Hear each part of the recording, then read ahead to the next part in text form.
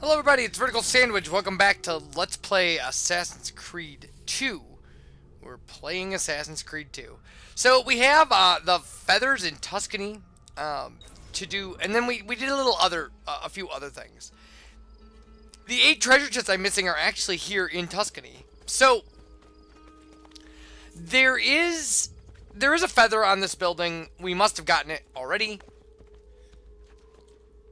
But it was the first location I checked, and it was where the video started. So I left it in here so we could kind of give an introduction about how this is in post-commentary. And how... I think there's 11 feathers in this town. So, yeah, we'd already gotten this one. It's probably, like, over here on the cross, or maybe on the other end of the church. I don't know. But we got it.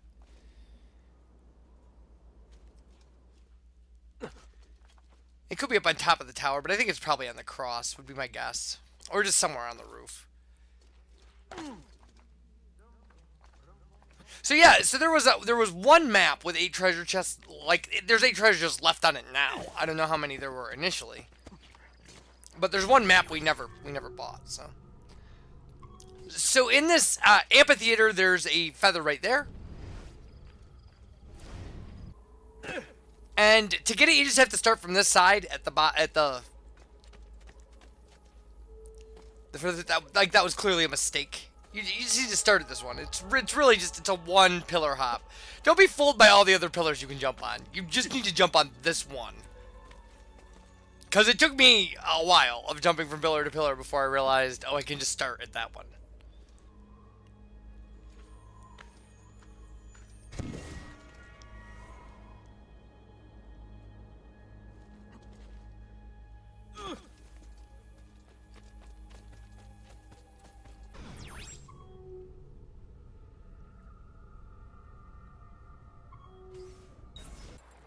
All right, so there is one on this this little church, but I think we've also got this one.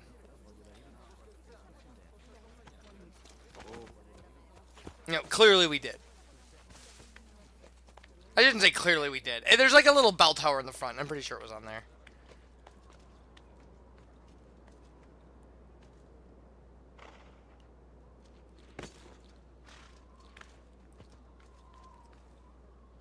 Yeah, I think it was like right over here. But I don't know that for sure. Alright, yeah, there's one directly above the southern entrance of the town.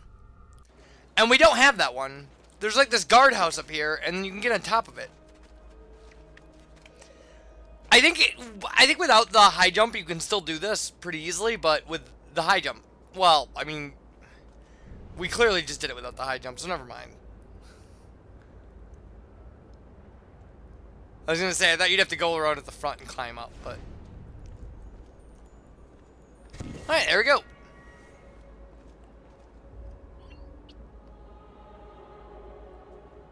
So, a lot of these are on towers.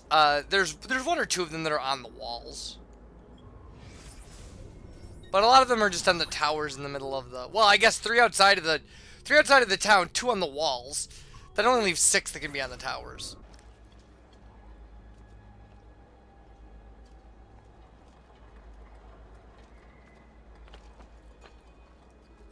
And the same rules apply if you see me go to a location and then change directly to another location after that. Then I'd already gotten that one. Although there are some exceptions. I had some... You'll see some locations change off screen. And that's because I put a marker to show which direction was which while I was running around. Because if my instructions referred to, like, the tower to the north, then I didn't know which way north was. So I had to put a marker to the north so I could just follow my marker.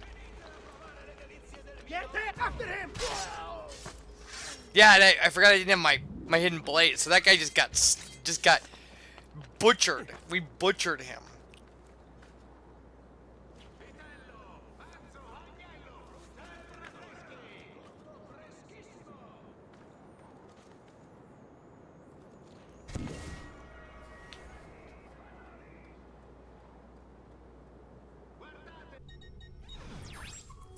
Alright, so this is one of those moments where I had to put the marker in weird places to tell which direction I was going.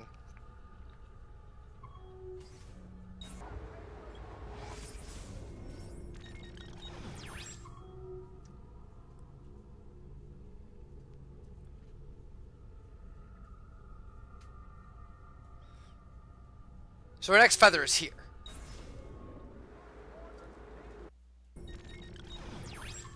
And we've already gotten that one.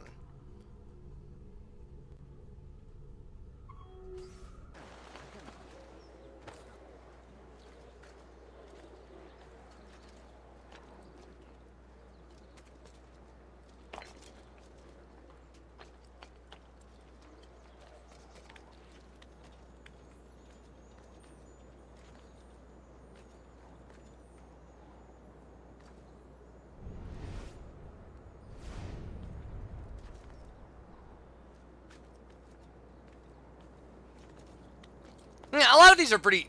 Like, the trick to these towers is really if you went through the town and you went to the top of every tower and then just looked down the sides for kind of these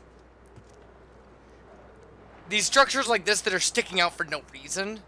That's where most of the feathers on the towers are.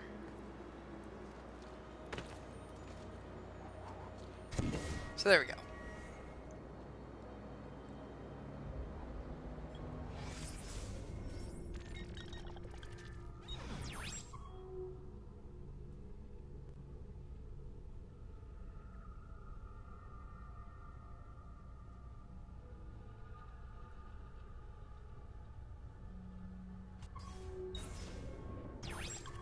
Alright, we already got that one. And this one here will be our last one. There's this little guardhouse along the eastern wall.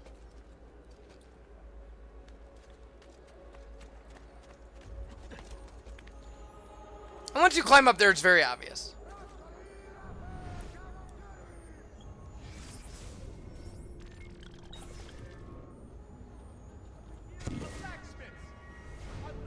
So there you go. So that should be all the feathers for Tuscany. My plan actually was to get the next 3 cities all into one, and then I realized I had this video of treasures that I'm not going to cut up. I didn't want to cut all the travel out of there, and there's a lot of time where we're traveling from place to place, like where I wasn't even bothering to get a horse. I was just running around.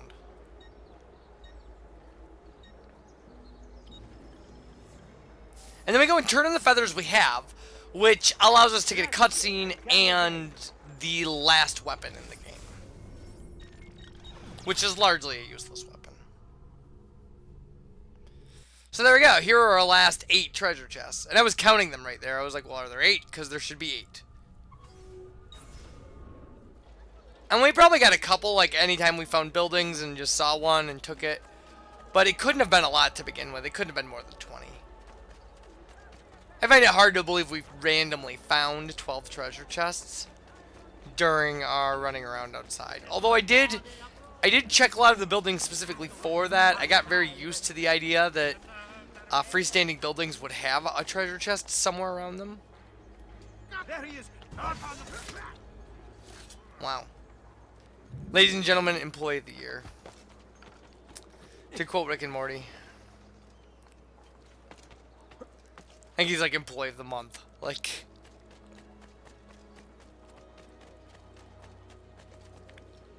But the context is like exactly the same. Like somebody tells him to freeze and he shoots him, and then he's like, ladies and gentlemen, Employee of the Week. Or of the month. Of the year, I don't know. I don't know. I watched that episode like a week and a half ago. I don't.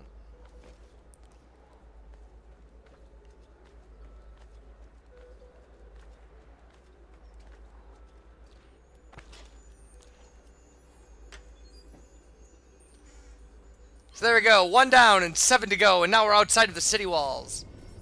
We have to come up with a route. Because these are as spread out as they could be. They literally, it's all over the map. It's everywhere outside of town.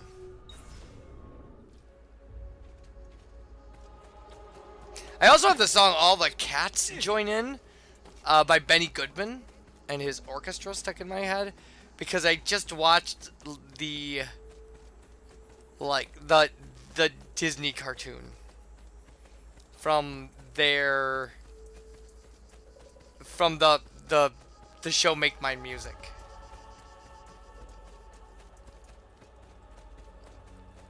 I'm sure it's like Make Mine Music is the way you're probably supposed to say it, but I don't know. It had something to do with a sequel to Fantasia. Like, they really liked Fantasia, and they were like, well, let's make something, like, similar. And, like, they were going to try to make a sequel to Fantasia, and what came out was, you know, Make Mine Music. But I don't know that I've looked at the lineup for the show in its entirety, but I remember all the cats join in from being something I saw anthologized in some other stuff, like The Wonderful World of Disney or something. Because The Wonderful World of Disney was still on television when I was a kid. So there was no Disney Channel yet, I don't believe. I mean, I wouldn't know. I didn't have cable. I had 5 channels or 4 channels. I mean, I remember having 4 channels, and then I remember Fox launching. So. Because I'm old. That's the joke there.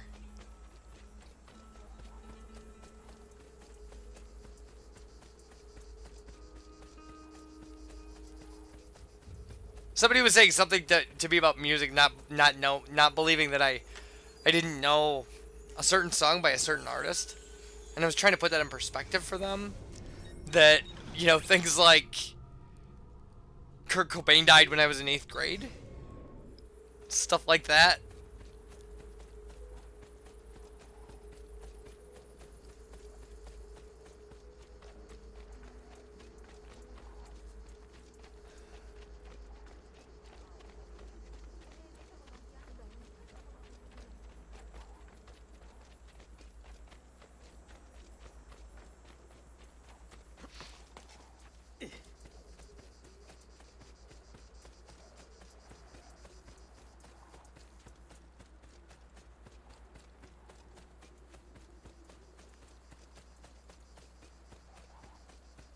I mean, the people I was talking to, I got my driver's license when they were 2, you know? I mean, like, that's the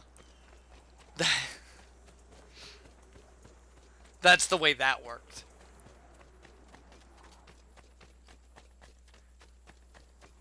Somebody asked me the other day, too, that they were like, they said something about it, about like, oh, do you feel like your age? And I was like, no, I don't, because I don't. I mean, sometimes sometimes I'm a little creakier than I was. I mean, I do know that. I do know that I used to physically feel a little better. A little faster, maybe a little sharper. But they were like, do you feel and I was like, no, I actually love it. Like, I actually like getting older. I'm like the only person in the world who's just like not mourning their lost youth. Cause like, here's the thing is, I was an idiot. Like, I've grown into who I am, right? Like, the person who's me now fits with all that experience. And it's not, it feels comfortable. Like, I feel comfortably me. And that's kind of like a cool thing, to like grow into yourself. And I'm still pretty goofy. I mean, I think I'm still pretty childish for a guy who's, close to 40. So like super close to 40. Like I didn't even have to put a pair of binoculars up to my face to see 40. It's the next thing coming. But yeah, I mean, I don't mind it. I'm all right. Like I don't care. It's not a big deal.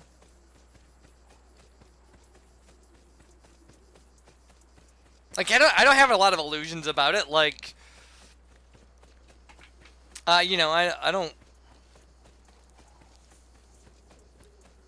don't pretend that I still want to, that I want people to think that I'm 20 or 25 or something. I mean, I don't.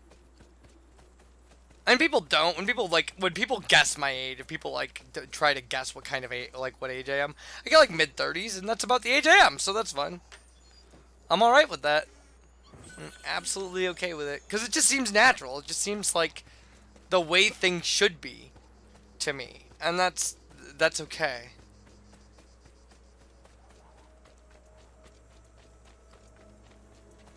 I'm also one of the few people that you'll talk to when people are like, oh man, life goes by so quick. And I'm like, no, life is painstakingly slow. Like, every day is a battle.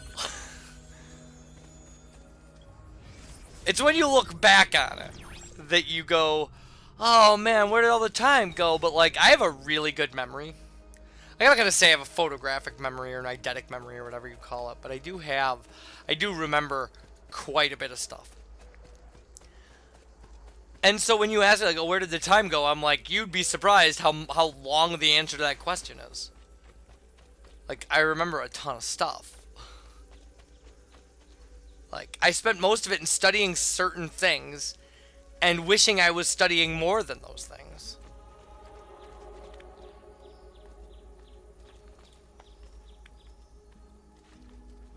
Like, oh, that's the entire day that I spent, like, reading about fashion trends during the Great Depression. Like, I wish I had spent that time learning Spanish.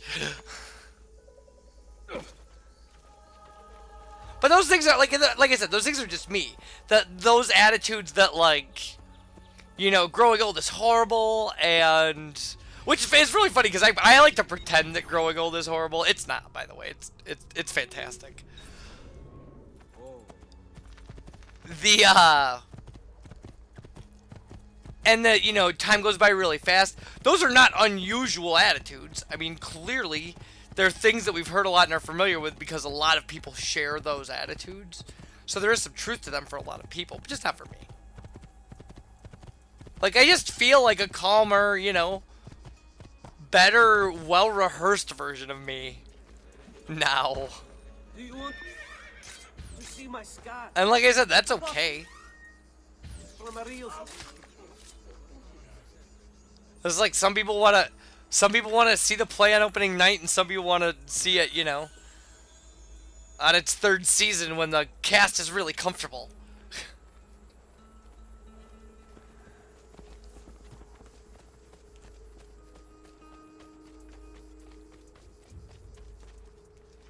And I shouldn't make it sound like I'm not, you know, in for, like, surprises and adventure and new stuff, because I am. I just, like I said, just me living my life is not one of those things anymore. It's not like, oh, how am I going to feel about myself tomorrow? It's just like, no, you know, I know who I am. I'm okay with, you know, I know exactly where the lines are. Like, if somebody, I don't walk out of work with somebody mouthing off to me going like, well, I should have said blah, blah, blah, blah, blah, blah, blah. Like, if I should have said it, I said it.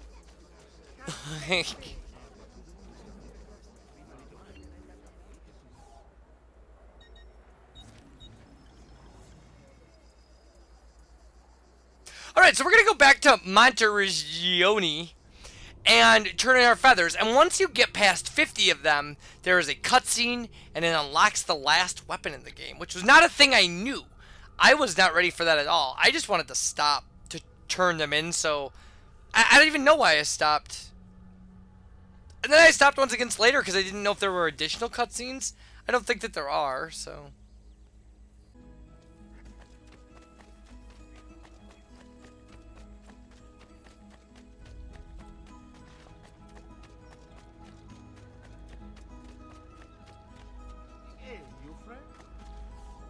So we will buy medicine from our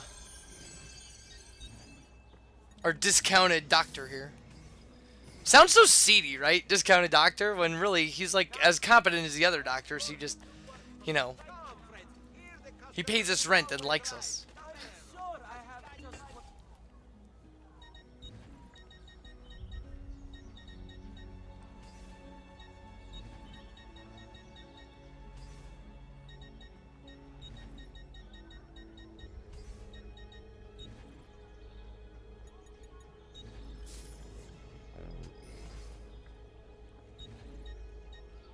I'm almost done with this game, by the way, and the only time I've ever used a bullet is accidentally.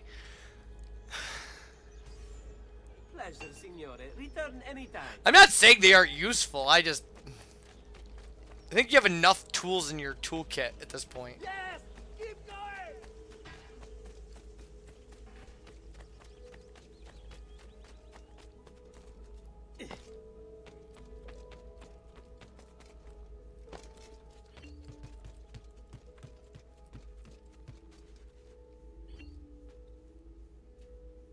Salute, Claudia. You here to look at the book?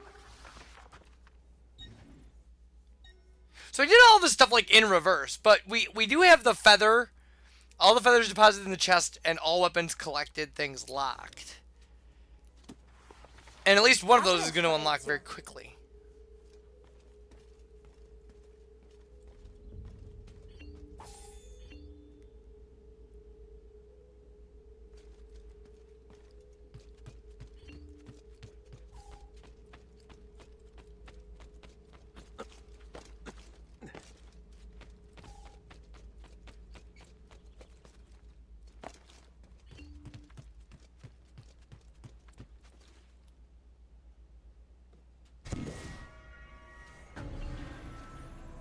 I've seen you bringing Maria the feathers. I appreciate what you're trying to do for her, but you have to face facts. It's not working. Maybe you should focus on more important things. I've had a new weapon made for you at the blacksmith's. You can go pick it up whenever you want. I'm sorry, Ezio.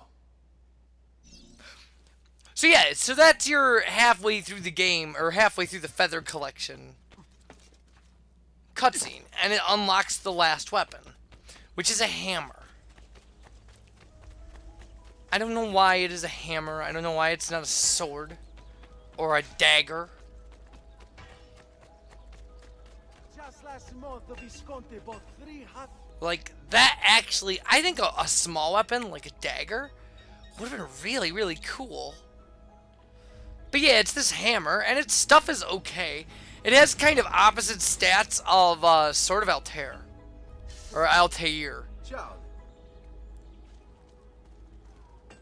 But it does add a ton of value to the villa, and mean that the only thing left in the villa is completing the Portrait of Targets collection. Which is just a plotline thing. There's nothing we can do about it. So now all the weapons are in the villa. All of the everything is in the villa except the feathers. All of the feathers are the feathers and the portraits are the only thing missing. The portraits we can't do anything about, and the feathers were in the middle of a series trying to get rid of those. So we need to check out some weapon stats here, and I had to get my sword back because they gave me this dumb hammer by default, and that's not what I was going for.